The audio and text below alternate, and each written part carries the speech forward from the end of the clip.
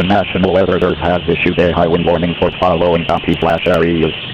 Allow northern Washington state counties, effective from 6 p.m. effective until 12:19 p.m. Watch. Southeast wind 50 miles per hour with gusts up to 110 miles per hour expected. Where? All northern Washington state counties. When? From 6 p.m. Thursday until 1 p.m. Saturday. Impact. Damaging winds could blow around trees and power lines. Watch for falling and flying debris.